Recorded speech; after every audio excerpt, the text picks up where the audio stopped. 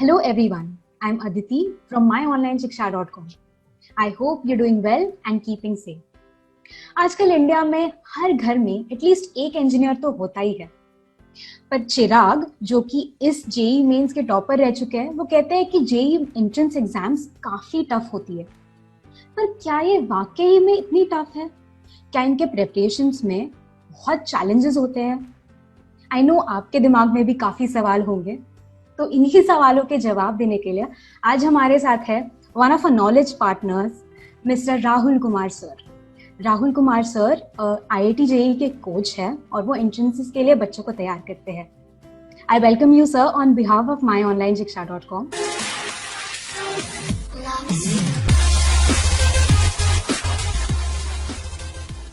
Thank you ma'am, thank you.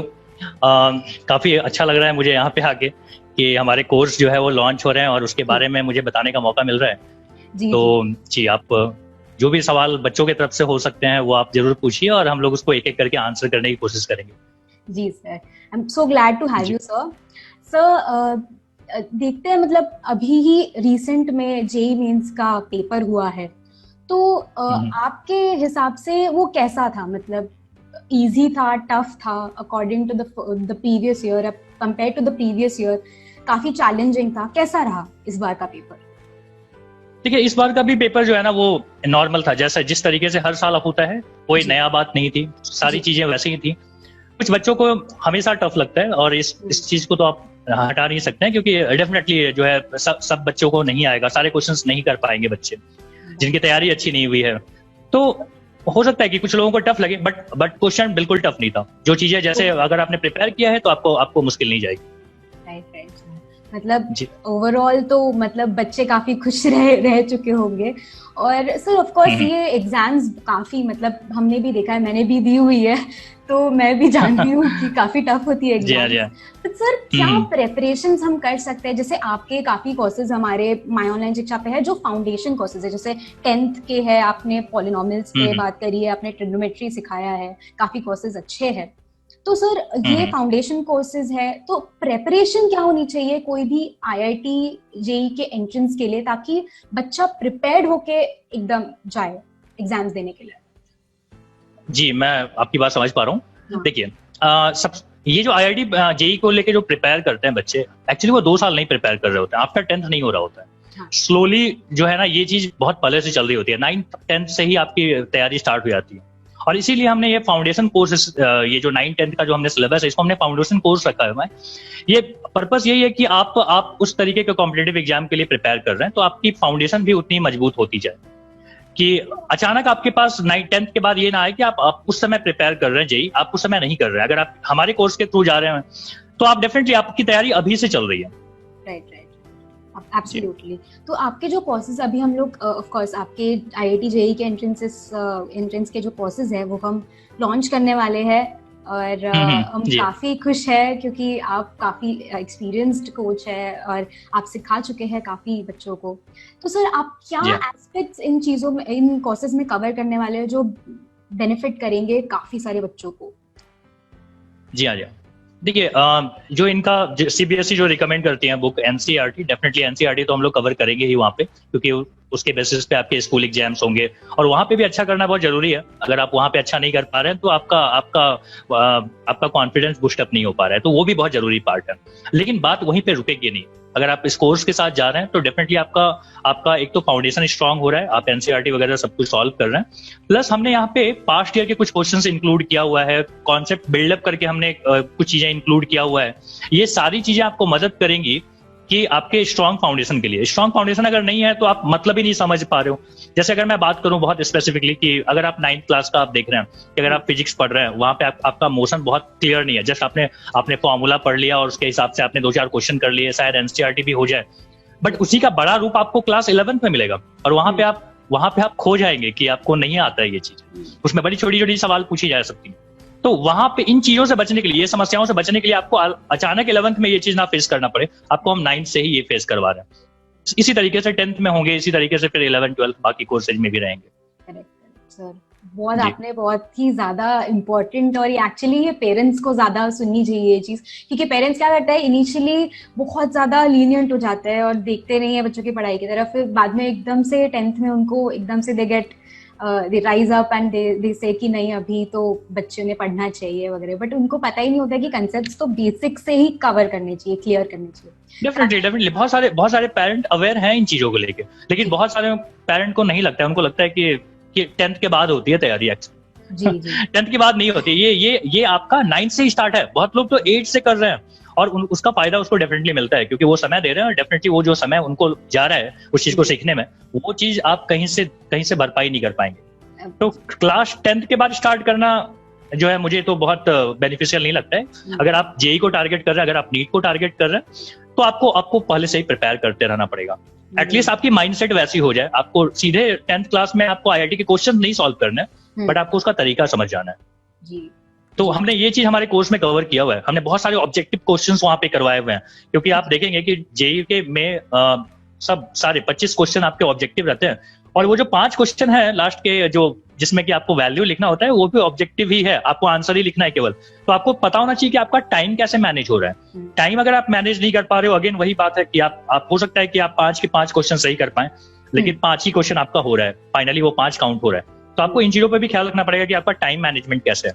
Time management भी आपको शायद इस कोर्स में, अब टाइम मैनेजमेंट को लेके कंफ्यूज ना हो, मैं बस बोल रहा हूँ कि आप अपने सवाल को जल्दी कैसे सॉल्व कर पाएंगे। तो इन चीजों पे भी हमने फोकस किया हुआ है। अच्छा, काफी ज्यादा इंटरेस्टिंग चीजें हैं ये। और सर हम देखते हैं अभी जेई मेंस का पेपर तो अभी रिसेंटली हुआ है, बट अभी जो बच्चों ने पास करी है जेई मेंस, तो वो अभी एडवांस के लिए तैयारी कर रहे हैं। तो सर क्या एडवाइस आप देंगे ये एडवांस में जो बैठ रहे हैं वो बच्चों के लिए, कि वो भी क्रैक कर ले और उसमें भी काफी अच्छे मार्क्स लाए? क्या बोलेंगे आप इन बच्चों को? बिल्कुल, ये सवाल मैम बहुत बार पूछा जाता है, ये बहुत फ्रिक्वेंटली ये बच्चों के रहते हैं सवाल, ये पेरेंट्स का सवाल होता है कि अब यहाँ के बाद ना जब जेई आपका हो जाता है, उसके बाद जब एडवांस की बात आती है तो बहुत बड़ा चेंज है।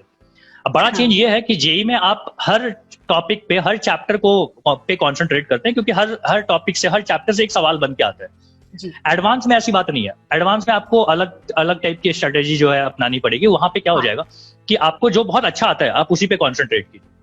जेई में कैसा था? जेई में था कि जो आपको नहीं आता है उन चीजों पे भी ख्याल रखिए।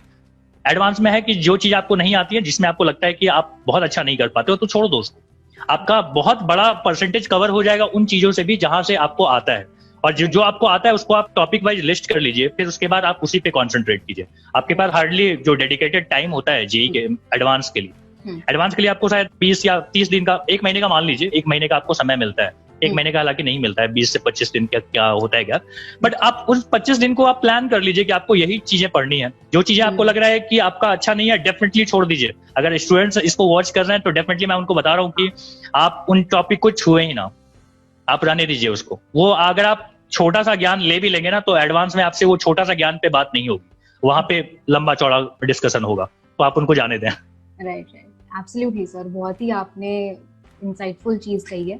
और सर अभी हम बात कर रहे थे पेरेंट्स की और टीचर्स की। ऑफ कोर्स ये गाइडेंस तो आप जैसे एक्सपीरियंस टीचर्स देते ही है, बट सर कांस्टेंट वो एक नैगिंग होता है पेरेंट्स से कि ये करो, सुबह उठो, फिर जल्दी पढ़ाई स्टार्ट करो, पढ़ो पढ़ो पढ़ो, और वहां से टीचर्स भी ऑफ कोर्स वर्कशीट्स दे रहे हैं, असाइनमेंट्स दे रहे हैं, तो बच्चे का काफी ज्यादा मोरल उसमें डाउन हो जाता है। तो सर ये बच्चे काफी बार तो ऐसे देखा है कि सस्टेन ही नहीं कर पाते हैं। मतलब स्टार्टिंग में तो उनके ख्वाब बड़े होते हैं, चलो 10th पास करिए, अच्छे परसेंटेज मिलवा लिए और अब तो अच्छा इंजीनियर बनेंगे, फिर वो दायरा छोटा होने लगता है। हाँ, वो ख्वाब अभी फुस हो जाता है। तो हम क्या ये डिस्ट्रैक्शंस बोल लिए या फिर ये पेरेंट्स का प्रेशर बोल लीजिए, क्या कर सकते हैं हम कि ये सब टीम वर्क में, क्योंकि ये टीम वर्क ही है आफ्टर ऑल आपका। बिल्कुल। तो हम क्या कर सकते हैं कि ये सिनर्जी जो है ये काफी अच्छी वर्क करे?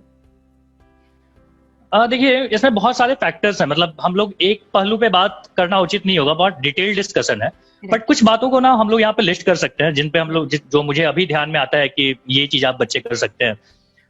सबसे पहली चीज तो है ना कि आपको दुनिया भर की जो डेटा कलेक्शन है ना, उससे बचना पड़ेगा। आप ये भी बुक लगा लीजिए, ये भी बुक कर लीजिए, इंटरनेट से कोई पढ़ा रहा है तो वो भी पढ़ लीजिए, आप यूट्यूब पे चले जा रहे हैं वो भी आपको सिखा रहा है। आप इतना चीजें सीख के आपसे आपसे कभी भी थ्योरी नहीं पूछा जाएगा कि आपने क्या क्या चीजें सीखा है और कितने बेहतर तरीके से सीखा है। ये देखिए, ये आपको समझना पड़ेगा कि जेई का जो मतलब माइंड सेट है, जो पेपर लेने का जो माइंड सेट है, वो बेसिकली क्या है। आपको इंजीनियर बनाना चाहते हैं, इंजीनियर बनाना चाहते हैं, कुछ आपसे क्रिएटिव करवाना चाहते हैं, क्रिएटिविटी वो सवाल में भी दिखेगा। और अगर आप केवल 50 क्वेश्चन करके आ रहे हैं और क्रिएटिविटी आपकी खत्म है, कुछ नहीं है, तो आपसे वो 51वां क्वेश्चन पूछेंगे। वो आप ये विश्वास रखिए कि जो हम आपको पढ़ा रहे हैं, जो हमारे कोर्सेज में है, डेफिनेटली वो एग्जाम में नहीं आएगा। तो इससे कंफ्यूज ना हो कि ये फिर बर्बाद चीज है। कंफ्यूजन की कोई बात नहीं है। देखिए, ये तरीका है आपका माइंडसेट को डेवलप करने का, कि देखिए आप सवाल को कैसे आप टैकल करते हो, कैसे किसी क्वेश्चन को आप पढ़ते हैं, आपको समझ में आती है कि ये इस पोर्शन से लिया गया है, ये इसकी प्रैक्टिस है, ना कि यही सवाल एग्जाम में आ जाएगा। ये बिल्कुल नहीं आएगा। जेई बहुत वर्क करती है इन चीजों पे कि सवाल रिपीट ना हो।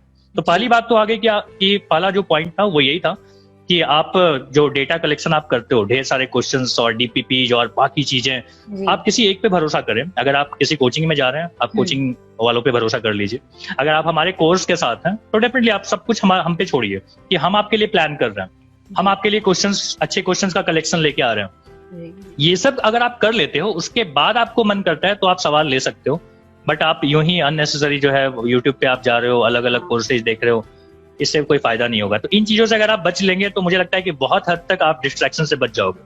और ये बात तो बताने की मुझे जरूरत नहीं है कि आपको पबजी नहीं खेलना है, आपको टिकटॉक नहीं जाना है, टिकटॉक तो हालांकि बैन हो गया है। तो ये बड़ी कॉमन बात है, ये आपको, हाँ, बट ये बहुत कॉमन है, ये बहुत लोग आपको बता रहे होंगे, ये बहुत इंपॉर्टेंट है और बहुत लोग बता रहे हैं। बट आप मेरे से कुछ अगर सुनने आए हैं तो कुछ अलग आप सुनने आए हो, मतलब आप मेरे जोन की बात सुनने आए हैं, तो मैं उस बारे में बात करूंगा। और बाकी आपके पेरेंट्स आपको समझा ही रहे हैं कि आपको दोस्तों के साथ नहीं जाना है, बाहर बेमतलब का घूमना नहीं है, ये सब बातें तो साथ में कैरी करना ही है। जी जी जी, बहुत ही मतलब इम्पोर्टेंट सवाल को आपने जवाब दिया है सर। ये तो काफी आपने मैसेजेस दिए हैं, बट एक अगर आपको overall to sum it up, अगर आपको हम बोले कि एक कुछ मैसेज आपको अगर देना हो, जो एंट्रेंस ये साल प्रिपेयर करेंगे या फिर अभी एडवांस के लिए जो बच्चे अपीयर करेंगे, बिल्कुल बिल्कुल, उसके लिए आप क्या कहेंगे?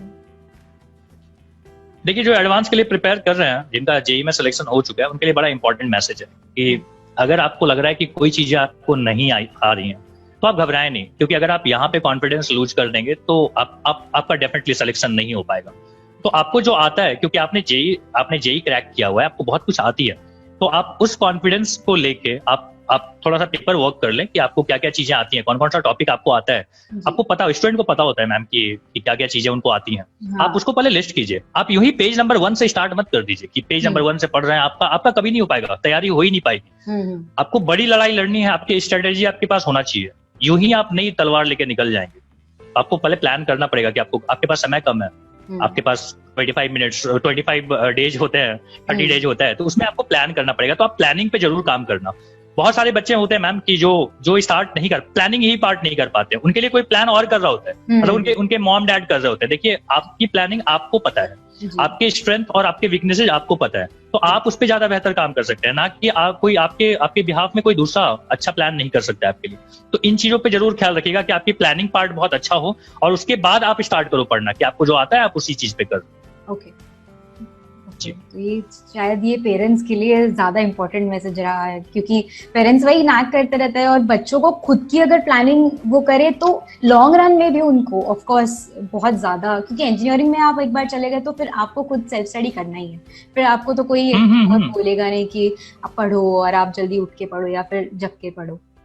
वो सर काफी ज्यादा फ्रूटफुल रहा ये डिस्कशन, और काफी ज्यादा इम्पोर्टेंट क्वेश्चंस को शायद आपने आज हमारे लिए आंसर किया है। और myonlineshiksha.com आपकी तहे दिल से आपको शुक्रिया अदा कहते हैं कि ये काफी इम्पोर्टेंट चीज थी जो फिलहाल स्टूडेंट्स को सुननी चाहिए।